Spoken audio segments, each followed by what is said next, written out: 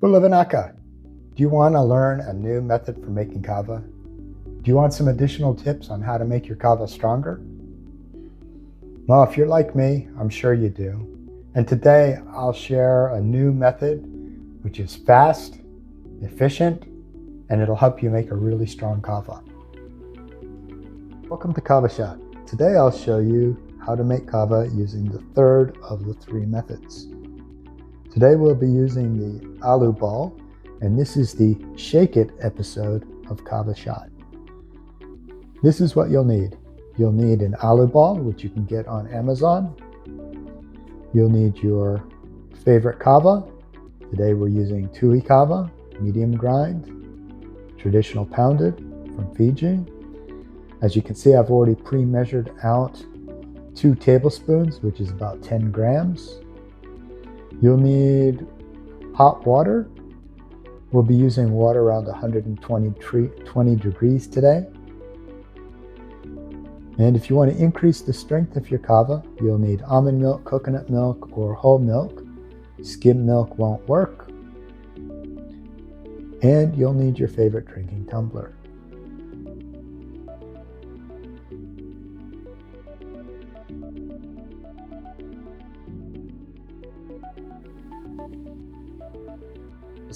We've shown how to make kava the traditional way using a filter bag, and the second method using a blender.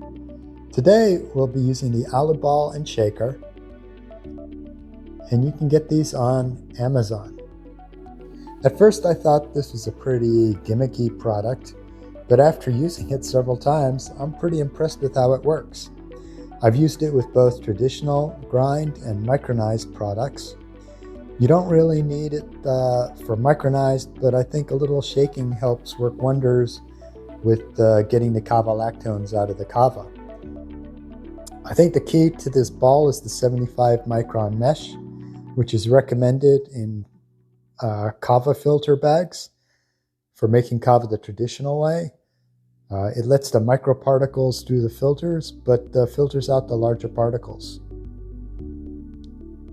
As you can see, the ball splits in 2 halves. You fill 1 half with the amount of kava that you want, and then you seal the ball up, put it in the shaker, and then shake it. And as you can see, we'll zoom in here on the very fine mesh. You can see there's a 75 micron mesh in the filter ball, which is the same that's in recommended filter bags when you're making kava. Let's make some kava. You can see I've already split the kava ball into 2.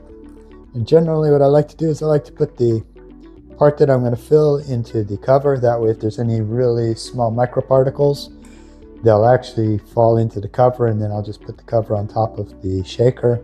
That way I don't lose any kava. So I'll pour in my 10 grams pre-measured into the ball.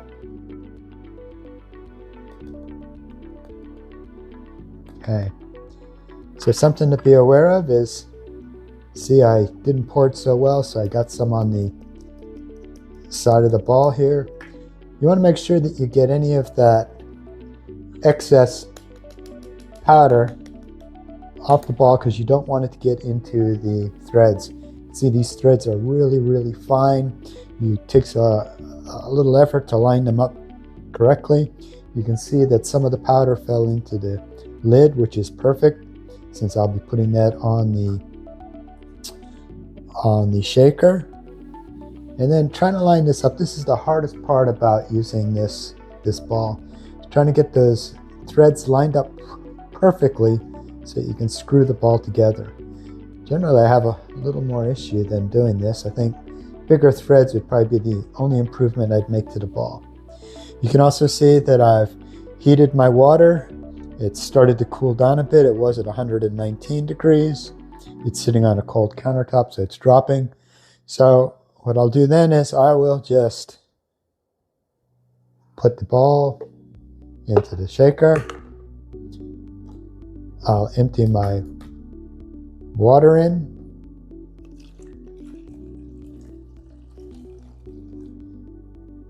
And I like to let it sit, let it steep a little bit. So I'm just going to put the cover on, knock off any of the extra kava that fell into the cover, screw that on, make sure that the lid is also screwed on. And then I'm just going to make sure that the kava is wetted really well. So I just generally shake it around a bit, make sure all the kava gets wet. You can see the color starting to change, it's already starting to work. And then I'm just going to make sure it's wetted really well. I'm actually going to let it steep a bit.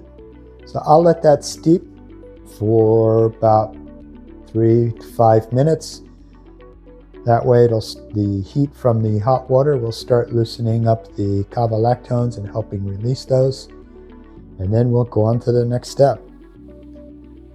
In the next step, what we want to do is we want to make sure that the kava is shaken aggressively. The kava has been sitting for about 5 minutes steeping.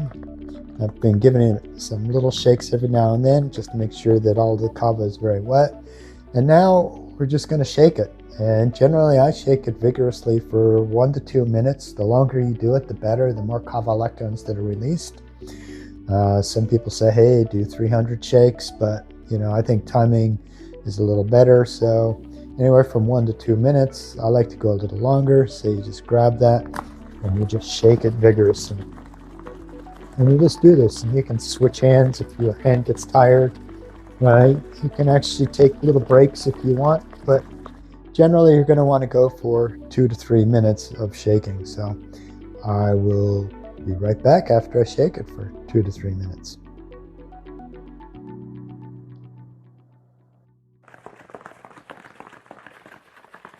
So now I've been shaking for a little over 2 minutes. You can see the color has changed. It's gotten a lot darker. It's perfect. Remember, I used around 120 degree Fahrenheit water.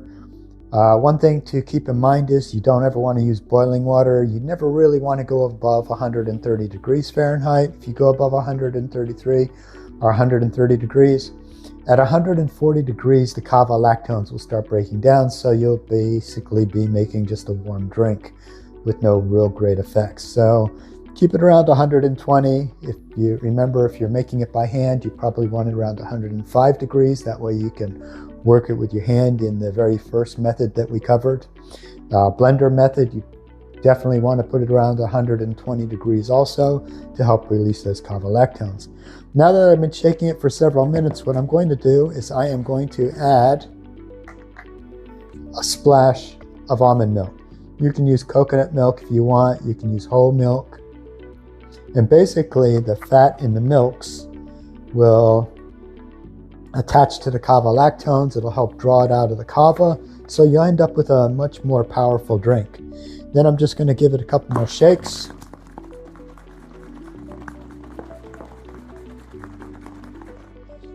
I'm going to let it sit for about a minute, and then our kava will be ready to drink. The kava's ready to drink. I'm just going to pour it into my tumbler. There we go. There we go. That looks so awesome. So ready to drink. Now, one thing, just a tip for everyone. The kava will continue to drain out of the ball. As you can see, we're starting to get some in there right now.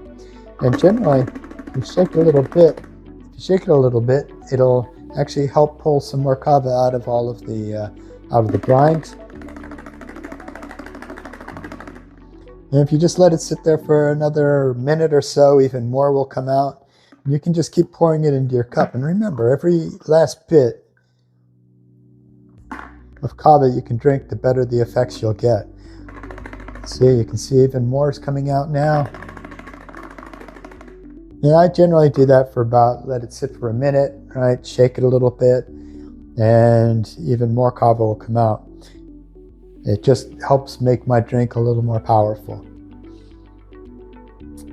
So with that, let's just cover some of the tips to make a really strong kava. To make a really strong kava, use warm water. Water around 120 degrees I find is perfect. Never go above 140. Don't even approach 140 degrees Fahrenheit because you'll break down the kava lactones. Shaking vigorously will help release the kava lactones from the fibers. And then adding either whole milk, coconut milk, or almond milk, or sometimes even soy lecithin, the fats in those drinks will actually help draw out more kava lactones. There we go, got a little more. And make a much more powerful drink. Now I am ready to drink my kava. So, Bula. One last thing you need to know is you need to clean your Alu Ball as soon as possible. You don't want the kava sitting in there and plugging up on the fine screen. So if you have a sprayer on your sink, it's great to spray out the kava and clean it immediately. Then your kava ball will be ready for your next drink. Sprayer in your sink works great. It's a great way to clean out the screens. Remember, these are 75 micron screens, so they're very fine. It's best to clean your kava ball as soon as possible. That way it's ready to go for the next time and none of the screens get plugged up. And we are all done. My kava ball is ready for my next drinking session. Cheers. In conclusion, let me add some additional information that I didn't provide during the demonstration. If you drink it warm, you'll absorb it faster and it'll give you an extra kick. If you want a cooler drink, you can add some crushed ice and shake it for about 20 seconds in the Alu Ball shaker. And you can drink it right out of the shaker bottle itself if you want. But, I just recommended pouring it into a different tumbler and then cleaning your Alu Ball as quickly as possible. Again, you don't want those fibers to dry in that really fine 75 micron mesh. So the sooner you clean it, the cleaner your balls will be. Let's also review the tips from this lesson. Tip 1. Use hottish water between 110 and 120 degrees Fahrenheit. This will help release the kava lactones. Tip 2, the more you shake, the more goodness you release. Remember, more is better in this case. Tip 3, after the initial shake, add your milk, whether it's almond milk, whole milk, coconut milk, and then shake it again. This will help bind the kava lactones to the fat cells. It'll also make it more absorbent when you drink it. Tip 4, you should use whole milk, coconut milk, almond milk. You can use soy lecithin, but skim milk doesn't work. So for those of you who are thinking using skim milk doesn't have enough fat in it to really bind those kava lactone molecules. Tip 5, if you want to chill your drink, add some crushed ice on that final shake. Tip 6, clean your balls right after making the kava to keep that fine mesh clean. And don't strip your threads. Remember, just take your time when you screw the Alu Ball back together. Don't force it. If it's not moving, unscrew it and then try to realign those threads again. And also make sure that none of the kava gets into those threads. That'll degrade the lifetime of your ball also. So that's a wrap on this session. Thanks to Tui Kava for sponsoring us. Please head over to tuikava.org, who sponsored this video, where you can get traditional or micronized. You can buy 75 micron filter bags. You can buy tumblers. I'm really impressed with this kava. I'll review other kavas in future episodes. I'll even share with you my rating system. I have like a 20-point rating system where I compare different kavas. I hope you found this video informative and helpful. If you did, please give it a thumbs up, share it with your friends, subscribe to my channel for more videos like this. Thank you for watching, and I'll see you in the next episode of Kava Shot, where we'll review other ways to prepare kava. So until next time, Mode.